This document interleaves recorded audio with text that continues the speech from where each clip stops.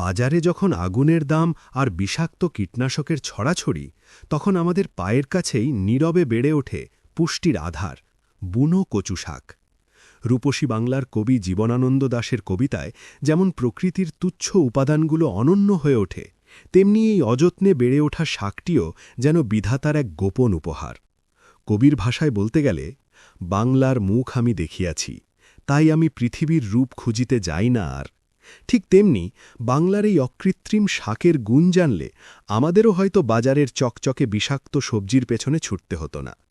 বুনো কচুর এই সবুজ পাতায় মিশে আছে প্রচুর পরিমাণে ভিটামিন এ, সি এবং ই, যা আমাদের রোগ প্রতিরোধ ক্ষমতাকে দেয় দুর্ভেদ্য এক দেয়াল।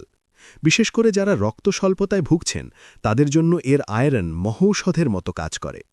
দৃষ্টিশক্তি প্রখর করতে এবং মস্তিষ্কের বিকাশে এই শাকের কোনো বিকল্প নেই। যাদের দীর্ঘদিনের কোষ্ঠকাঠিন্য বা হজমের সমস্যা রয়েছে, তাদের জন্য এই আঁশযুক্ত শাকটি পাকস্থলীর পরম বন্ধু। আমরা যখন চড়া দামে কৃত্রিম সবজি কিনি, তখন ভুলে যাই যে প্রকৃতির এই গড গিফটেড নেয়ামতটি বিনামূল্যে আমাদের রক্ত পরিষ্কার করছে আর দেহকে রাখছে সতেজ। তাই সপ্তাহে অন্তত একদিন এই অবহেলিত বুনো কচুকে পাতে রাখা কেবল সাশ্রয় নয়, বরং সুস্থ থাকার এক বুদ্ধিদীপ্ত সিদ্ধান্ত। ভিডিওটি দেখার জন্য সকলকে ধন্যবাদ।